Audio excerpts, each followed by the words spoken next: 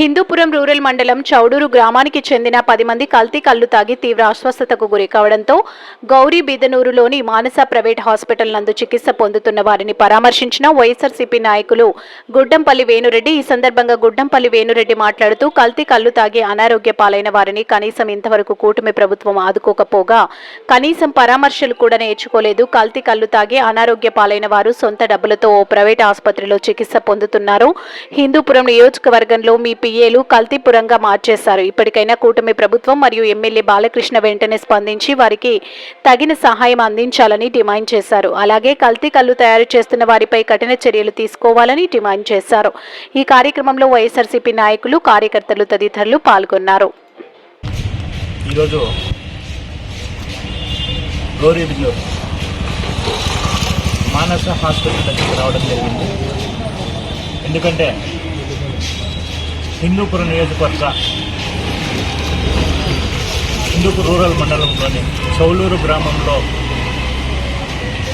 ఉన్నటువంటి కళ్ళు షాపుల్లో కల్తీ కళ్ళు తాగి దాదాపు 10 మంది ఈరోజు ఈ మానస హాస్పిటల్లో అడ్మిట్ అయి ఉన్నారు.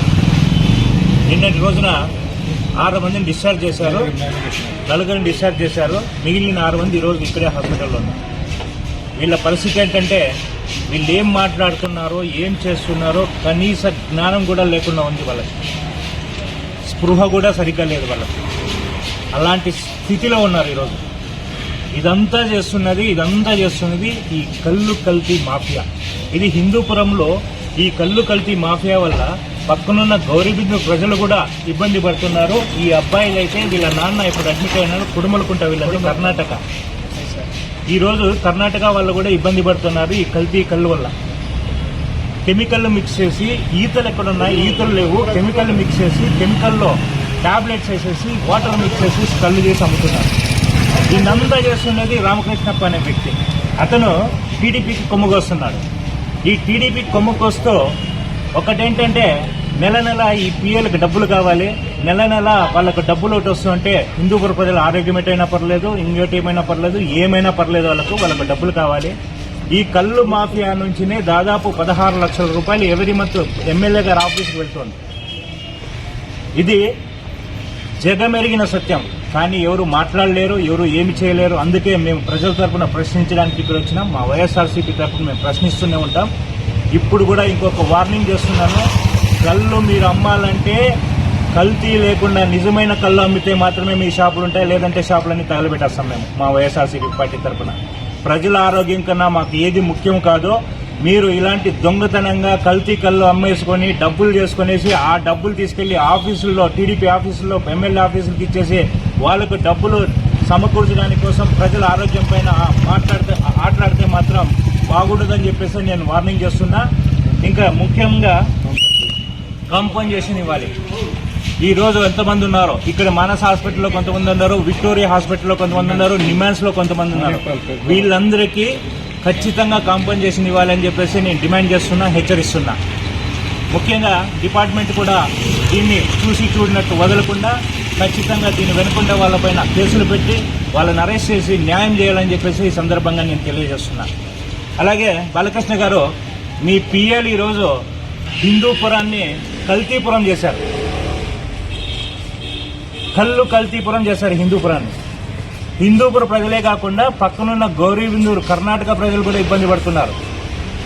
కనీసం కొంచెమైనా పట్టించుకోండి అయ్యా. మీరు ఎక్కడో హైదరాబాద్లో జరుపుకొని షూటింగ్ చేయడం కాదు, మా హిందూపురాన్ని పట్టించుకోండి. మీకు 3 సార్లు గెలిపించారు. ఇక్కడ మీ పైన నమ్మకం ఉంది. ఆ నమ్మకాన్ని నిలబెట్టుకోండి. కనీసం దాదాపు 10 సంవత్సరాల నుంచి మీరేం చేయలేదు. కనీసం ఈ 5 సంవత్సరాలను ఏదైనా డెవలప్మెంట్ చేసి దానిపైన దృష్టి పెట్టి హిందూపురాన్ని మీ నాన్నలాగే మేము డెవలప్ చేశామని చెప్పి చేయండి అని చెప్పేసి నేను డిమాండ్ చేస్తున్నా. ఇదేందండి ఇది? వాళ్ళపైన రువాబు చేసి గవర్నమెంట్ హాస్పిటల్లో ఉన్న వాళ్ళని డిశ్చార్జ్ చేసేసి కర్ణాటకలో అడ్మిట్ చేయించారు. కనీసం ఇక్కడ పట్టించుకుంటున్నారా అంటే పట్టించుకోవట్లేదు. వీళ్ళు ప్రైవేట్ హాస్పిటల్, మానస హాస్పిటల్ అనేది ప్రైవేట్ హాస్పిటల్. ఇక్కడ డబ్బులు ఎవరు కడతారు వీళ్ళకు? వీళ్ళు బావగోళ్ళు ఎవరు చూస్తారు? వాళ్ళు గవర్నమెంట్ హాస్పిటల్లో ఉంటే గవర్నమెంట్ ట్రీట్మెంట్ చేస్తుంది కదా వాళ్ళని. ఎందుకు డిశ్చార్జ్ చేస్తారు అక్కడ? మీరు ఇక్కడ అడ్మిట్ చేసుకోవడం ఏంటి? గవర్నమెంట్ హాస్పిటల్ డిశ్చార్జ్ చేయడం అంటే ఎందుకు? మీరు అడ్మిట్ ఎందుకు చేసుకోలేదు? మీరు అక్కడ ప్రెజర్లా ప్రెజర్లా? డబ్బు ఒకటే కాదండి, డబ్బు ఒకటే కాదు, ప్రజల ఆరోగ్యం కూడా ముఖ్యము. మీ పిఎలకు డబ్బులు ఒకటి చాలండి. బాలకృష్ణ గారు, మీరు ఎక్కడో ఉంటారు, మీకేం రిపోర్ట్ ఇస్తారో మాకు తెలియదు, కానీ మీ పిఎలు చేస్తున్న దందాలు ఇవన్నీ చూస్తుంటే తెలుస్తుంది. ఒకసారి మీరు మీ లీడర్లు మాట్లాడండి, మీ సామాన్య కార్యకర్తలు మాట్లాడండి, తెలుస్తుంది మీకు వీళ్ళు ఏం చేస్తున్నారనేసి. మీ ముగ్గురు పిఎలు తప్ప ఈ హిందూపురంలో ఏ నాయకుడు కానీ ఏ కార్యకర్త కానీ మీ వాళ్ళు కూడా ఏం బాగుపడట్లేదు. వీళ్ళే దోచుకుంటున్నారు, వీళ్ళకే సరిపోతుంది అంతా. అది కనీసం పట్టించుకోండి. లేదా మీ వల్ల కాకపోతే మీ పిఎల్ తీసేయండి. ఇక్కడ మీ లోకల్ లీడర్లు ఉంటారు కదా, వాళ్ళు పరిపాలిస్తారు, వాళ్ళకి తెలుస్తుంది వాళ్ళ హిందూపురంలో ఏంటి అనేసి. వీళ్ళు ఎవరండి? వీళ్ళు ఎక్కడి నుంచినో వచ్చి ఇచ్చేసేది. ఫోన్ ఇచ్చేస్తున్నారు, ప్రజలకు మంచి చేస్తున్నారా? ఇది రిపోర్ట్స్. మేమేమి ప్రూఫ్ లేకుండా మాట్లాడడం, మేము విమర్శించాలనే అవసరం కూడా లేదు మాకు. మీరు డెవలప్ చేస్తుంటే మేము హర్షిస్తాం. ఇదా మీరు చేస్తున్న డెవలప్మెంట్? ఎలాగో మధ్య ఆంధ్రప్రదేశ్ చేసినారు, ఇప్పుడు కల్తీపురం చేసినారు, హిందూపురం కల్తీపురం చేసినారు. మీరు ఖచ్చితంగా చెప్తున్నా, వీళ్లకు పరిహారం ఇవ్వాలి. వాళ్ళ హాస్పిటల్ ట్రీట్మెంట్కి ఎంత డబ్బులైనా అన్ని కట్టించాలి. మీరు దీన్ని తప్పని ఒప్పుకొని మీరు కల్తీ షాపులు కడగకుండా కరెక్ట్గా కళ్ళు దుకాణాలు నడపాలంటే కరెక్ట్గా నడిపితే మాత్రం మేము ఊరుకుంటాం, లేదంటే అన్ని తగలబెట్టేస్తాం. ఇది నిజంగా వార్నింగ్ అనుకోండి, మీ ఇష్టం. Thank you.